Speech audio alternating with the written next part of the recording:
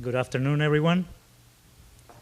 Members of the community of Delaware and Ohio Wesleyan, Amy Marshall.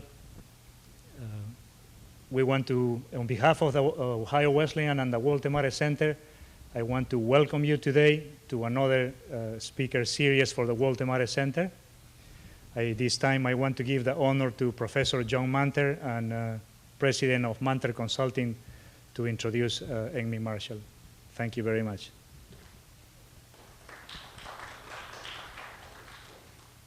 Thank you very much. I want to thank all of you for being here. I'm very excited to have Amy here because, as I've told the class and I tell all of you, this is all changing very fast.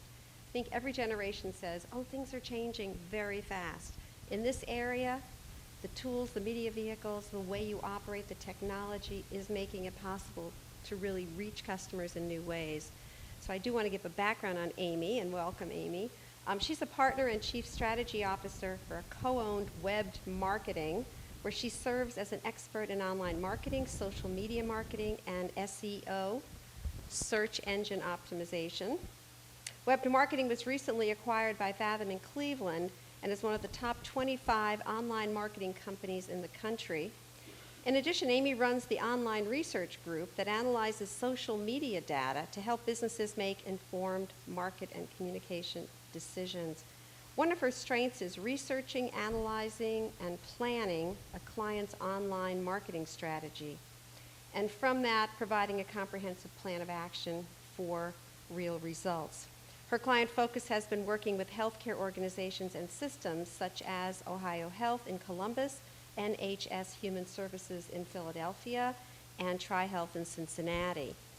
Before joining web marketing, Amy held positions at successful international software companies such as Sterling Commerce and Quest Software. She focused on product marketing and global channel development. She's led international and marketing campaigns for flagship products, and her work has been recognized by the media, the industry, and her channel partners. And so it's a great pleasure. I'd like to introduce Amy Marshall. Thank you. Well, thank you for inviting me today. I'm really excited because as I talked to Joan about exactly what you guys are doing right now in your course, it's very exciting to hear that you are looking at a holistic, integrated strategy and you're working on building those for your products. So that's very exciting. I think Joan's probably given you a good background, but I'm going to tell you a little bit about what our agency does and how we help companies with their online strategies. So our agency focuses strictly on online marketing. There are lots of other aspects to marketing that can't be ignored, such as, billboards, TV ads, print ads. But our expertise is really in driving that communication online, whether it's through search engine optimization or through social media, through a blogger or a media relations person online. We try to bring all that together because, as I'm going to talk about today, is why that's so interlinked. When I first started doing online marketing 5-6 years ago with the company that I'm with now, we really focused mostly on search engine optimization, which is getting seen in the search engines like Google, making sure your website is very visible. Facebook wasn't even open yet, Twitter didn't exist, YouTube wasn't even a household name. So none of these things existed just 5 years ago, really, for the most part within these marketing strategies. So companies have really had to try to learn fast, learn how to use these channels to communicate, because as you know, consumers now are demanding such a different level of communication than they were just 5-6 years ago. So we're going to talk in detail today about search engine optimization and social media and how they come together.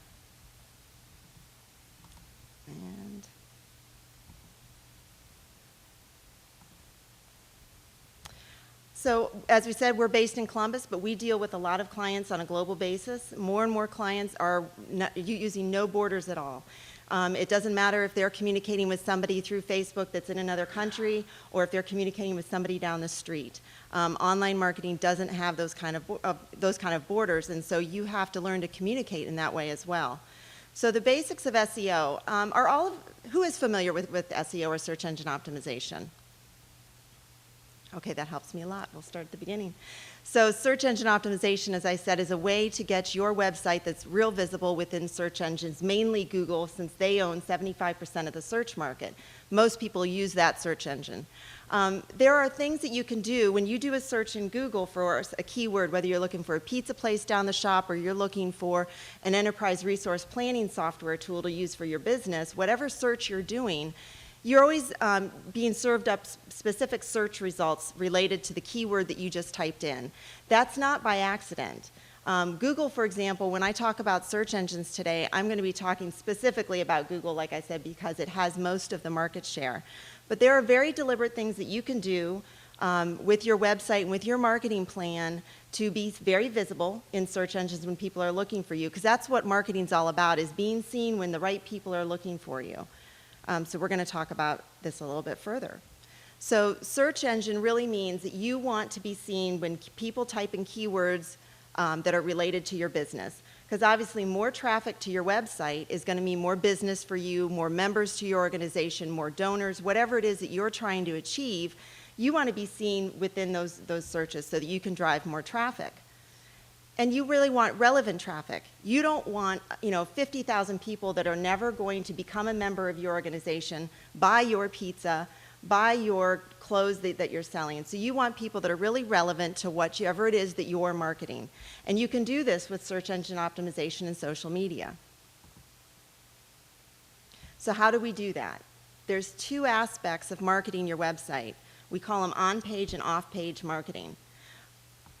On-page marketing, there are lots of things that you can do on your website. These don't affect anything outside of your website. This is just the content that resides on your website. The first one that we always look at are the keywords that you use. If you have a website out there, there's a great example that we use. We work with a pretty popular home builder here in Columbus. When we first started working with them 5 years ago, they couldn't understand why they weren't ranking in Google when somebody would type in new home, Columbus, Ohio.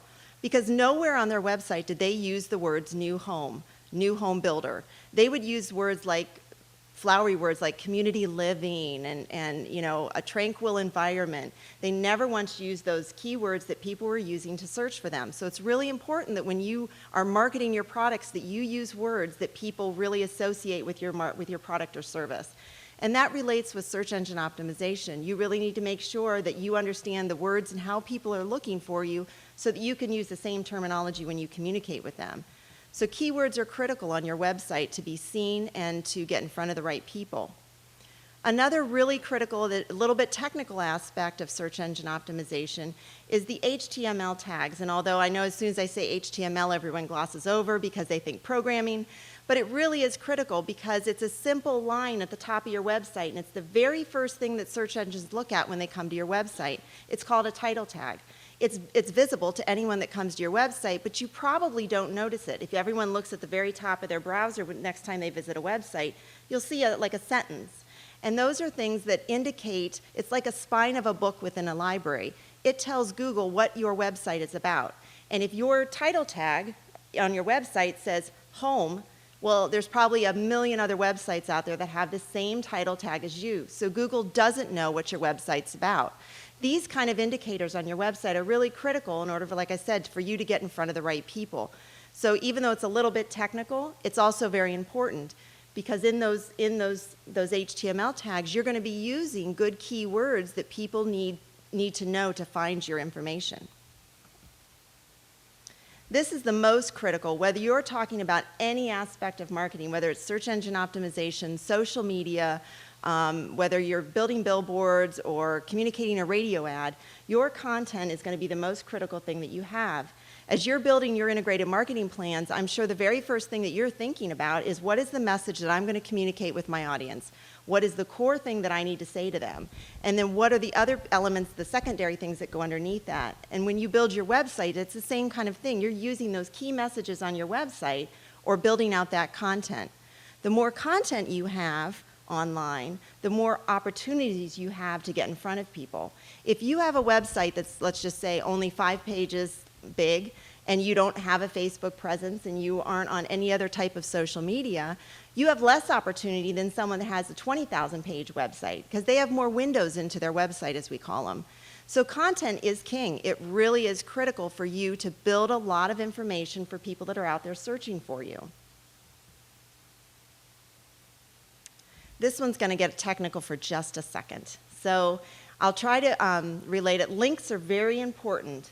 And the reason why links are very important to your online marketing strategy is we call them endorsements, or people saying that you are credible. You want people to be linking to specific things on your website, because it's like if I wrote a white paper and somebody endorsed it by linking to it, they're saying that my white paper is so good that I'm going to tell somebody else it's really good. So you want links from very credible places pointing to your content, whether they're pointing to your Facebook page, whether they're retweeting something, whether they're pointing to a specific web page or a biography of somebody within your business. Whatever that is, those links come into your site are those endorsements that you need to provide that credibility with search engines. We're going to talk a little specifically here about how search engines work, because when you're thinking about your integrated strategy, there are a lot of other aspects that you need to think of when it comes to online marketing when you're creating the whole thing. When we talk about Google as a search engine, it's not a bunch of people sitting behind desks trying to decide, is that website better and I should serve it up first? It's an algorithm. It's a robot. There were a couple Harvard grads, one of them named Larry Page, who years ago decided that the search engine experiences out there were easily spammed, easily tricked by people that were creating websites. So they put together a very complicated algorithm to decide which websites would be seen first, which content is the best content. So when we're searching in Google, the Google algorithm, or the robot that sits behind how that works, is really just trying to give you the best search experience. If I'm really trying to hone in, trying to find a specific piece of information, I want to get the best results that are related to what I'm looking for, and that's what the Google algorithm is really trying to do, is to provide you the best experience. And it's interesting because, you know, there's people like myself and agencies like myself that work on search engine optimization a lot, and we get very detailed and we get very technical, and we sit around all day trying to outsmart Google, and then we've got Google's engineers that sit on the other side trying to outsmart us all the time, so we're constantly going back and forth. But, you know, it is very interesting, it's very complex, and it continually changes. Google just changed their algorithm this week, as a matter of fact, and the reason why is because people were starting to figure out again how to trick the system. They were figuring out how to create links that weren't really relevant. They were trying to endorse websites that weren't really relevant to what people were searching for, therefore not giving good search results to people. So when you're creating your websites related to the products that you're marketing, the main thing you keep in mind is just use good terminology that people understand how to buy your products or how to buy your services, and build a lot of content around it. So that's really the key to being seen in Google and getting your products sold and getting them very visible. But like I said, there are a lot of technical things that go on behind the scenes too. So like I was saying with the page rank, or with the linking, it does matter when you're linking to people. For example, if I just started a blog tomorrow, or today, and I have 3 posts out there, and that's all that's on the website.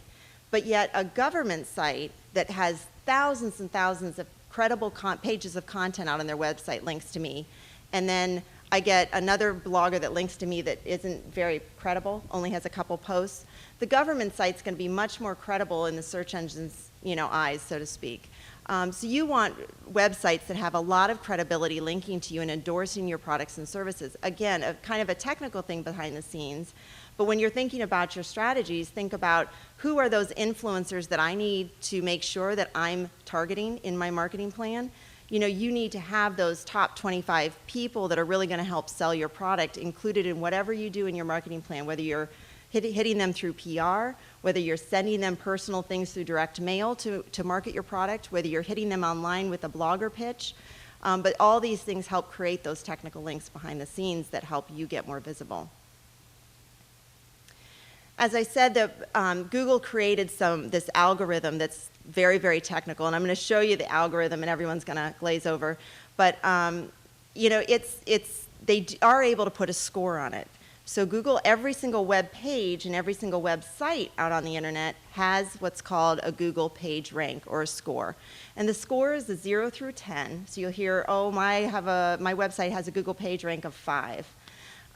Google does this so it helps it determine what websites might be more credible than others in a very fast way. There are probably 200 factors that go into how that 0 to 10 score comes up for Google. So it's things like linking, it's things like keywords, it's things like how many pages are on your site, how fast does your site load, you know, in other words, what kind of user experience do people have when they come to your site? Is it a good one? Well, then you're going to rank higher than somebody that has a very slow loading site, that doesn't have good keywords, you know, has very little content. So all these things matter. And so PageRank helps Google kind of assess how good your website is so it can determine how visible you are when people are searching for you. So this is the algorithm at a very basic level. Google makes it very public, but nobody's ever really going to figure out what it is. When you look at it, you don't really understand it. They do give you other clues. They're not going to tell us everything that's in it. But like I said, we know the top 10 things for sure, what we need to be doing in our marketing plans and what we need to be doing to our websites to be ranking better in Google for keyword searches, thus driving more traffic, thus driving more business. But now, as I said, Google, for example, changed their algorithm again this week. And now some of those things that I mentioned from a technical level don't entirely matter. They matter, but now they want more. And they want more from a social media perspective. Because as I said, I don't know if some of you ever follow some of these things that are going on. JCPenney had a big scandal about 1.5 years ago where they were delisted from Google for some of the things that they were doing that were unethical related to search engine optimization and linking. So even big companies like JCPenney abuse the system, so to speak. And as soon as that's discovered, then they change everything and try and make it a better user experience so everyone gets more relevant results for what they're looking for. This is an interesting example. So as I stated, links are very important that are coming to your site, like those credibility, those pieces of endorsement that you're getting to the products and services that you're marketing. You need to use good keywords like we mentioned. This one's interesting because as you see it says click here for a printable PD. This is Adobe, which we all know Adobe, and their website ranks on everything you could ever imagine. But Google is really, takes a hard look at the links that you use on your website. A word like click here doesn't really mean a whole lot, and even though it's a link to somewhere else, it really matters the kinds of words you're even using when you link to somewhere else, and it matters with the kind of words that people link from their site to yours. So, all these things matter, and so keywords and content, like I say, just go right back to your core of your marketing plan. Those messages of how you're going to talk to your audiences are really, really critical.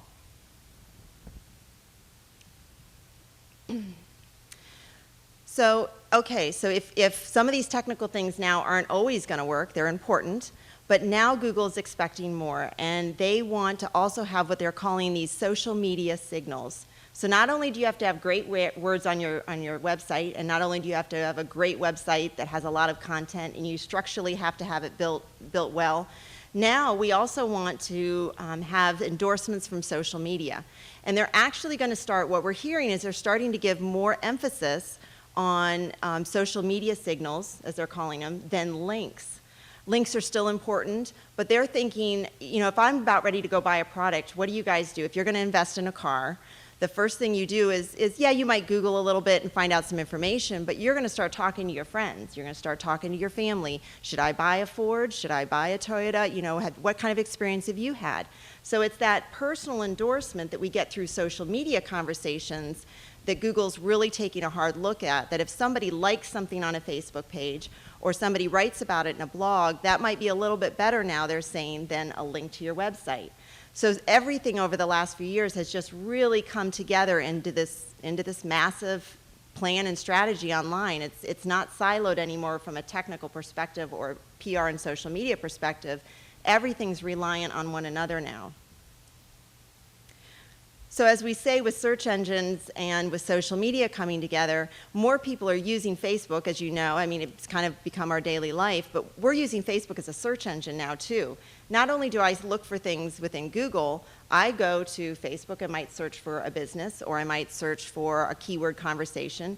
I go to YouTube when I need to learn how to put on my screen door in my house. I'm looking up a YouTube video, not looking it up in Google. I'll just go straight to YouTube. Businesses now go to SlideShare and use it as a search engine instead of Google.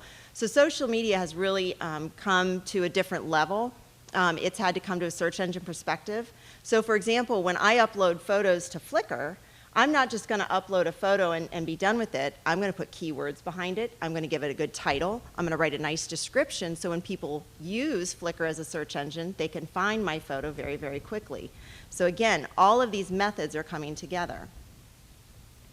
Likes and tweets, as I was saying, they more accurately represent people's approval rather than linking to a site. So they're giving more credibility now to a like, to a share, and all of these things together are coming together in one place. The links are still important to your website, but social media now we're using social media to acquire these links. If I put a post out on Facebook that links to my blog post or links to a white paper on my website, that's the link that comes to my website now from Facebook, and it's getting a lot of credibility now. And how do we know all this? Because Google keeps publishing it. Google keeps telling us now that you need to be really involved with social media. You can't just build a website and expect people to come. You really have to be involved in social media. You have to write that good content. BrightEdge is a very popular tool within the online and search industry, and so people really look to them as an industry leader on what's going on. And they're also talking about these social signals as well, that you need to have this one integrated strategy.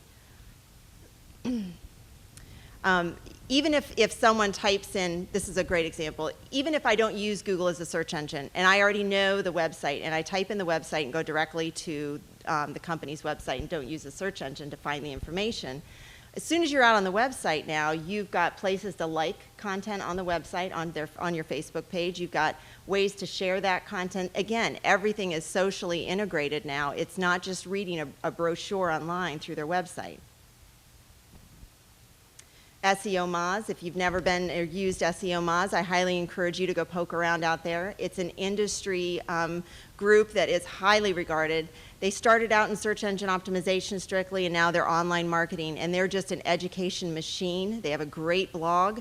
They put out a lot of great white papers, but they talk a lot about this social media and SEO integration. How's SEO work? What are great tricks of the trade to get your website seen? So they're very, very, very, very good consortium to look at. But again, lots of blogs are talking about this. It's almost like you can't ignore it. You really have to be looking at a whole strategy. The other piece of this, and why social content is becoming more and more important with your website and with your strategy, is people want fresh content. Not only does Google now demand it, but consumers demand it. You know, if you put out a post on Facebook on a company's site that you had a customer service issue, you kind of expect a response pretty quickly, right? You're expecting something within 24 hours or less. If I tweet something to HP that my computer laptop didn't work and my hard drive died, I really expect a response quickly on Twitter, a lot faster than I would if I emailed them through their customer support email address. So as consumers, our expectations and the bar has been set much higher for fresher content. If I go out to a website and I see a blog post that's 2 months old, I've written them off. 2 months old. Oh my gosh, that is old news. And Google's doing the same thing. So it's not only from a consumer expectation, it's also from Google's expectation. They demand fresh content on your online properties all the time. They're looking for people liking your content recently. They're looking for recent blog posts. They're looking for recent news information on your site. So it's becoming more and more important to keep things up to date all the time. Again, this is another change that Google has done. They called it the caffeine change, and this happened last year. The reason why we pull this one out and just to chat about it today is because when they did this change last year, and this was because of the JCPenney incident, this affected 35% of the searches out there. So, I mean, when Google's making these changes, it's nothing small. 35% of searches is a pretty big impact on the way people are looking for information and how they're going to get that information. So as marketers, we have to keep up on this on a regular basis, making sure that, we're getting our stuff in front of the right people at the right time. So let's talk about how these come together. We're talking about social when we talk about liking content, or we're talking about sharing content. That's really, on Facebook, we can count the number of likes, right? You can count, I've got 3,000 likes on my company page. That's a quantitative piece of information. It's difficult to measure, though, even though you might have 3,000 likes, and yes, your information is going to get on 3,000 people's Facebook wall, but it may not be seen, or you don't know how much influence you're making with that quantitative number. A qualitative number might be Twitter, though, because even though you only have so many followers, if that person retweets something and it's going to a bigger network, and then they retweet and it's going to a bigger network, that might be a little bit more qualitative, again, but you can't really measure the quantity on this because you don't know how far that reach is going. So what Google is saying, and I'm just repeating here, I'm not saying I believe in this, but with Google+, which the verdict's still out on Google+, but I think Google's kind of holding us to the fire a little bit because they're saying that they have the qualitative and the quantitative side of the story. Because Google, whether you know it or not, and for those of you that don't know, you might be a little frightened when I tell you this, but Google collects a lot of information on every single one of us here. We all use Google in one way, shape, or form. And whether you've reviewed a product and said whether you liked something, whether you do any searches using Google, whether you use YouTube, Gmail, so they're constantly collecting data on you. And so they have a lot of information to be able to say what kind of behaviors we're going to have or what we're going to search on. You guys know when you do Google searches, you get that drop box now, that Google Instant that makes those suggestions on maybe what you're looking for. That's all based on the information that they collect on us all the time. Now, as marketers, that's wonderful information. We have a lot at our fingertips. As consumers, it's a bit frightening how much information they have accessible to them. So that's why Google Plus is very interesting at this point, because Google has all that information on us, so they're able to give that quantitative plus that quantitative side of things when they're providing search results. Chris Brogan, another industry person from a marketing perspective, really, really great thought leader out there. You might want to check out his blog as well. He gives some great insight on traditional marketing merged with online marketing. And he talks a lot about Google+. He actually, when Google+ came out last year, he abandoned Facebook completely and went strictly to Google+. So it was very, very interesting, a bold move on his part. And the reason why he did was he really felt that the search benefits that he was getting from Google+ outweighed using Facebook. So it was very interesting. So let's talk about a few of the tactics. So we know how social media works. All of you use it on a daily basis. So there are lots of indicators that we can use to, like we said, instead of using links on your website, we can do these other types of endorsements on other properties that you have online. So we can check into places. So, you get a group of people checking in at a restaurant, or you get them checking in at an event. That's gathering information for you as a marketer. That's gathering information on the kind of reach that you're having on people. On Facebook, again, that the number of likes that you have also indicates maybe a little bit of the reach that you're getting, or at least as we call impressions that you're making. So that's important. So you also have the likes. You have how many people talk about a post after you've posted it. You talk about how many actually checked in. How much effect did you have on Yelp? Did anyone tag you on Yelp? And then you can actually go right out and ask, put your thumb up for us, like something that we've posted out there, to endorse that what we're saying you agree with or you like. Share it with your friends. Again, these are kind of those quantitative and qualitative things that we can bring together to spread what we're doing from a marketing perspective, what kind of impact we're having with our brand. We can send followers to specific pages on the website. When you're thinking about your plan, you can build your broad pages, which might be your top-level pages on your site, so to speak. And then you can also have very targeted pages, whether it's by a certain industry that you're trying to target, whether it's specific consumers. Maybe your product's targeted to moms and you have specific information for them. Maybe you're targeting chief information officers at technology companies. So whatever that is, you can build out content that's specific to them and optimize it for those searches when people are looking for information, whether they're looking in YouTube or whether they're looking on Google. PR is a big aspect too. You can publish your press releases online, whether you post them on your website and they're optimized with great keywords that people search for in Google and can find you, or whether they just do a keyword search and your press release is found on some other wire because you've distributed it online or you've talked about the press release on Facebook. All of these things come together, again, to be in all those places where your target audience is. I mean, wherever they are online, whatever forums they visit, whatever websites that they visit, you want your banner ads there. Whatever Facebook groups they belong to, you want to be there talking about it. If they're on LinkedIn, you want to be on there. So you really have to know all aspects of where your audience is talking online and then figure out how best to target them. Blog posts are another great one. Blogs are easy to do. They allow you to have that fresh content on your website all the time, because you can put a blog post up very quickly, usually much easier than you can build out web page content. So blogs give you that chance to really be relevant. If a story breaks in the news that might be relevant to your audience or something that you're selling, it's a great way to talk about that through your blog and be able to give your perspective and insight.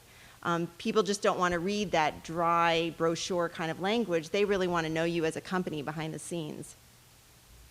Again, add in plug-in for your Facebook comments right on your blog so people can respond and have a conversation with you maybe on Facebook, or maybe it's on your blog. They can have a conversation with you, wherever it's appropriate on the content that you're talking about. And then, as we talked about before, the Google Plus business page. So you can see how all of this comes together. So when you're thinking about your plan, again, I encourage you just to think about your audience as a whole. Who is sitting on the other side that would buy your product or service? Where do they talk? What places do they congregate online? And what kind of things do you have to say to them? And it may be different. We did a project for Clean Fuels Ohio here a little while ago, and they had very, very unique audiences. They needed to talk to legislators and the media. They needed to talk to consumers. And then they had to talk to fleet managers who were buying the fuel-type products that they were selling. And very different things that they had to say to each one.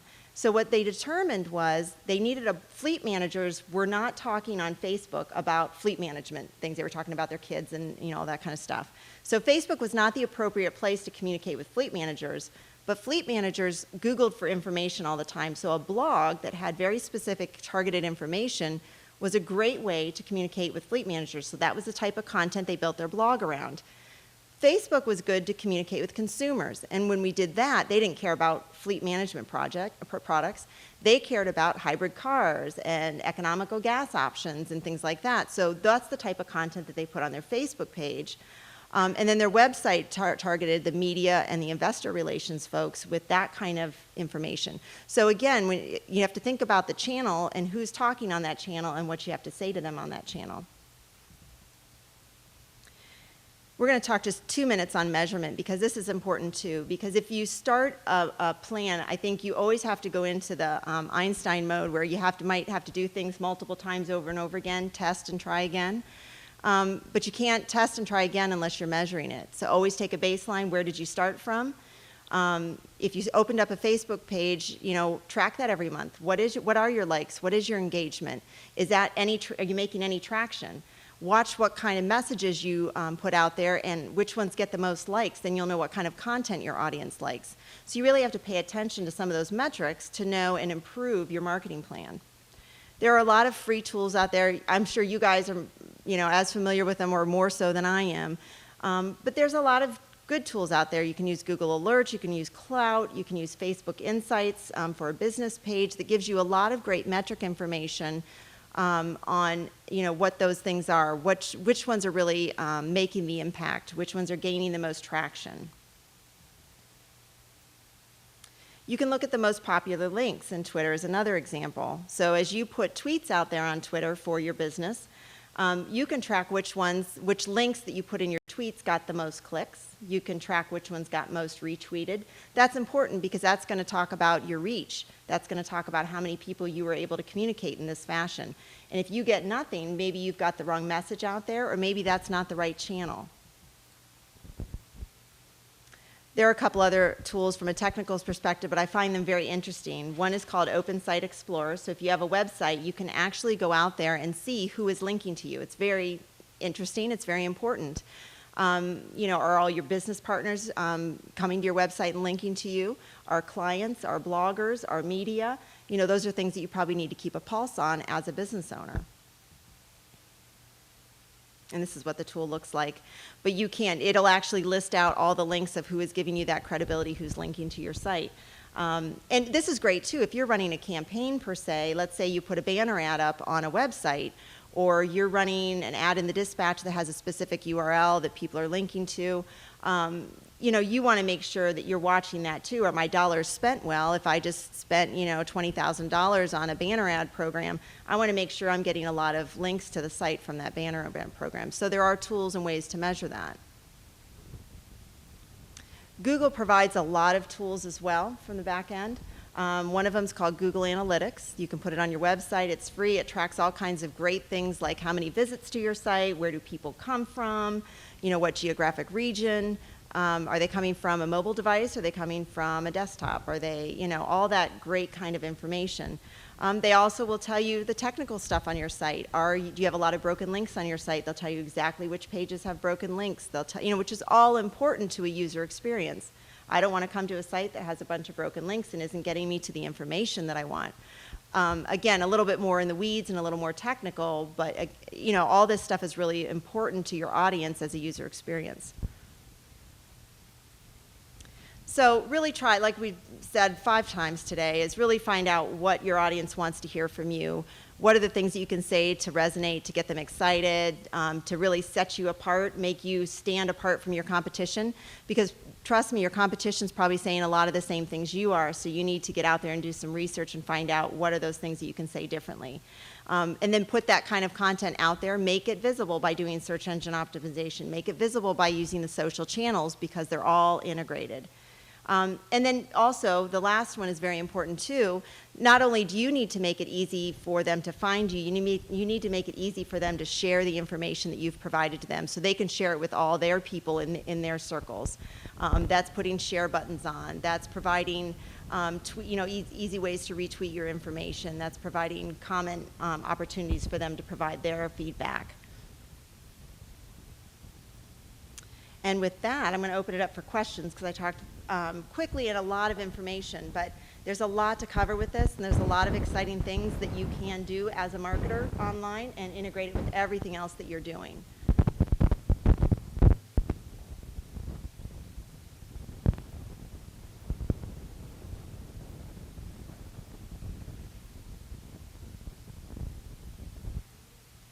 No questions?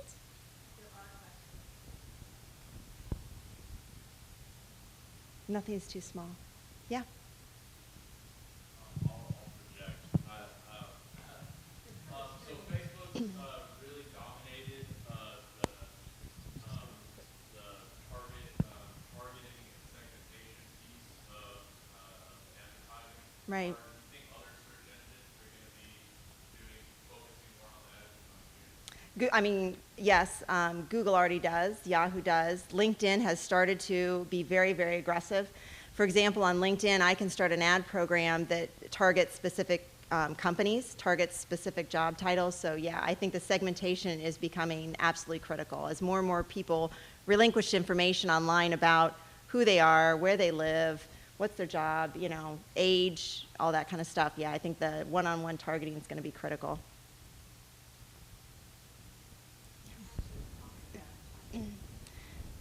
Yeah, it's interesting. Cost of advertising online is wildly different than offline cost of advertising. If I want to take an ad for, say, in the Columbus Dispatch, it's $20,000 for one day. I mean, $20,000 will get you quite a bit of leverage online. So, it's a different kind of comparison. And the great thing about online is it can be tracked a lot. You know exactly how many clicks you're getting, how much that costs you per click. When you do some of the other advertising, although I never say don't do it, it's just as critical, it's just different. The costs are wildly different. Yeah. What do you think is most important for us right now to make sure that we're going out into the workplace I think the most critical piece is, online marketing is critical, so knowing that as a whole like this is good. Social media is critical. I think understanding how you can reach people through social media, so know how to use the tools, understand the terminology around it is good. And then I think if you can understand the impact that keywords can have on any type of content that you're building is key. I know when I interview candidates right out of college, those are the kind of things I'm asking their knowledge about, understanding that they may not know. But I asked, do you understand search engine optimization? Do you understand keywords? Do you understand writing for the web? I mean, those kind of things I think are all really critical. Other questions?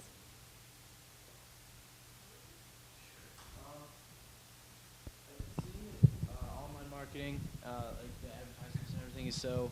Oh, we got a microphone here. What's stopping online marketing from just taking over? There's endless benefits. It seems like it's measurable. I mean, it's cheap. Yep. Why hasn't it just taken over? Why do people still use billboards and Yeah. things like that? Yeah, it's a great question. And over the last 5 years, we've seen the percentage of marketing budget shift from traditional media to online marketing exponentially. I mean, when we first started, it would be like, well, we'll just throw over 2% to online marketing and see how it does. And now we're seeing big shifts of 50% of their budget, 70% of their budgets being moved to online marketing. So it is happening. But I do think we aren't to the point yet where everybody is completely, that's the only form of communication that they use. Do you think that will be in the future? I think it's just going to grow, yes. So you won't see billboards on the highway anymore or anything like that? Or? I mean, I think, yes. I think probably 10 years down the road from an environmental perspective, that's already starting to happen. I don't want to throw my dollars over to billboards because environmentally I don't like to see all the billboards along the side of the road. So I don't want to send direct mail because it sends the wrong message to somebody that I'm talking about green messages to. So I think people are being a little more conscious about the dollars that they spend and how they spend them, as well as environmental issues when it comes to marketing. So it's interesting. I don't know if it'll go away totally, but we still have a whole generation that is still using that kind of marketing because they aren't on Facebook and they aren't online as much. So. How effective is online marketing in developing countries?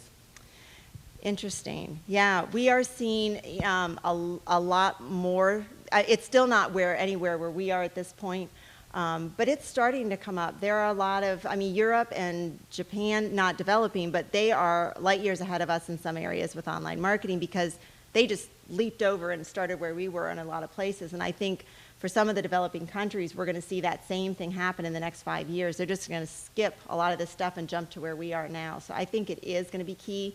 India is growing like crazy with online marketing. It's just becoming critical for them, and that's about the only form that you can use right now with them. So.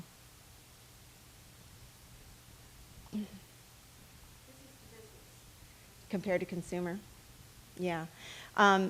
So most of our business is business to business. And a lot of people will say, well, gosh, my audience isn't on Facebook. A great example, I was meeting with the Columbus region today. We're on the 2020 initiative for driving businesses to come to Columbus and start their headquarters here. And he said, none of my people are on Facebook. The economic development community that I'm trying to reach is not on Facebook. So business to business is different. You have to think a little bit differently. They're on LinkedIn maybe, and they have bloggers, and you've got to really reach out to the media through B2B. It is a little bit different than marketing a consumer-related product. The channels will be different. The way you communicate with them, you can be edgier with consumer products than you are going to be with B2B for the most part. Run lots of contests to get people involved from a consumer perspective, whereas over here you're providing content in the form of a white paper, or education, or webinar, or free tickets to a conference. So the way you market is different, but it still can be done. It's not any less than a consumer product, just different.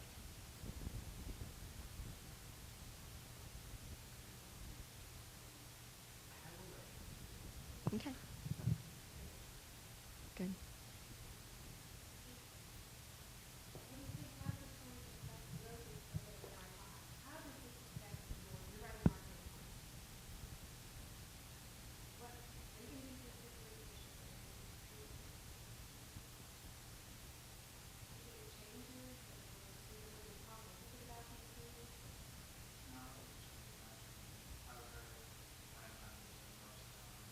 Mm-hmm. Yeah.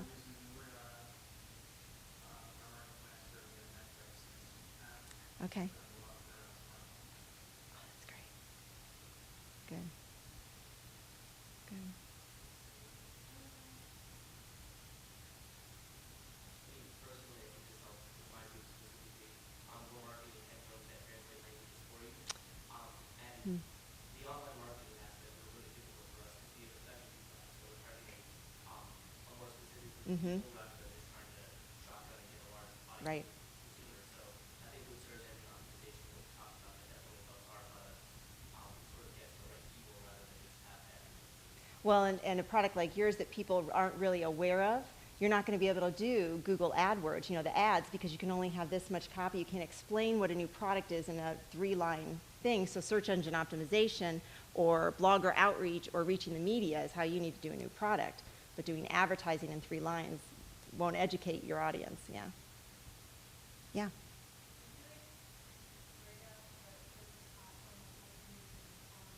Mm-hmm.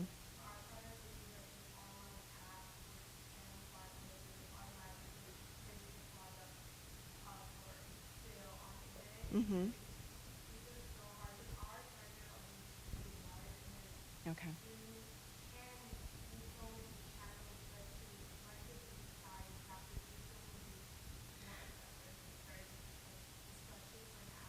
Mm-hmm.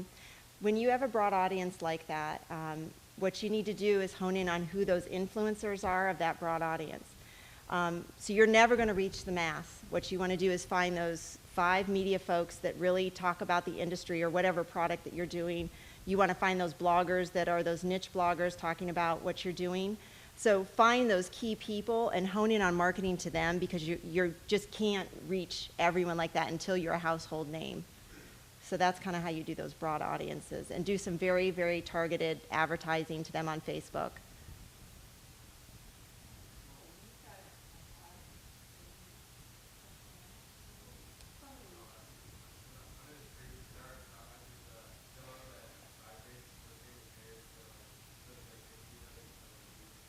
Okay.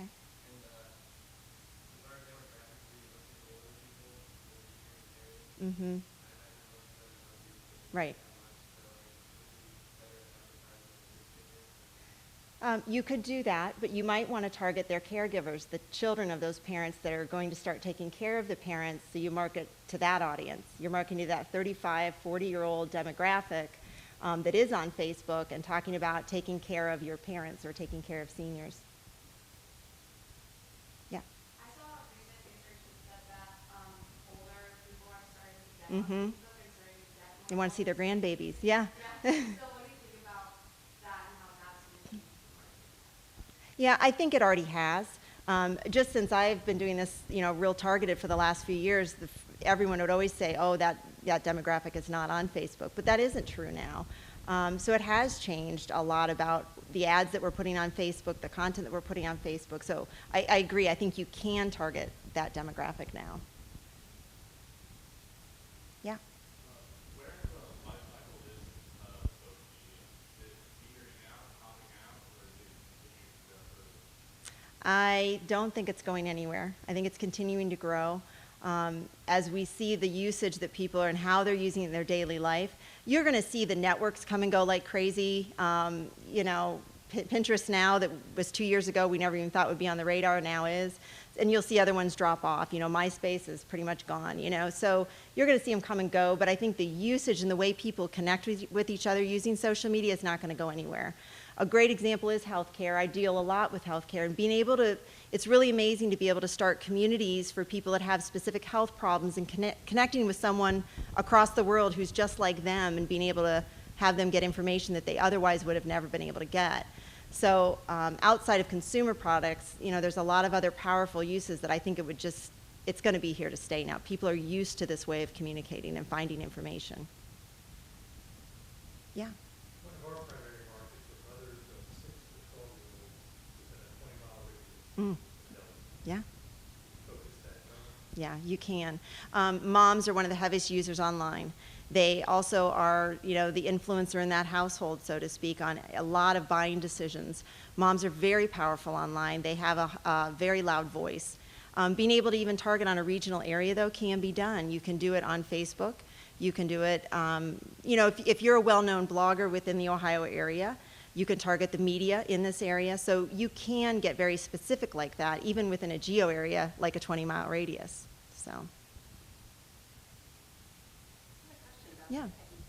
Mm-hmm. I've heard that in some organizations, they really try to find people that have a following and actually sometimes court them, use them. Mm-hmm.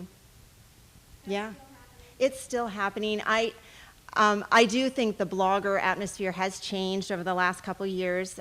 Bloggers are probably have more of a harder shell on them. They don't accept every offer that comes across the table from them now. Used to be when we would do blogger pitching years ago, we would get picked up so easily with, you know, they would pick up whatever we would send them, especially if we sent them free products. But now it's much harder. They get slammed with all kinds of things all the time. Yours really has to stand out. It really has to, they have to want it. It has to resonate with them. It can't just be the standard, here's my press release. It can't be the standard, check out my new product. They're never going to look at it. So although it's still there, I think it's just much more challenging than it used to be for us. A lot more noise. Oops.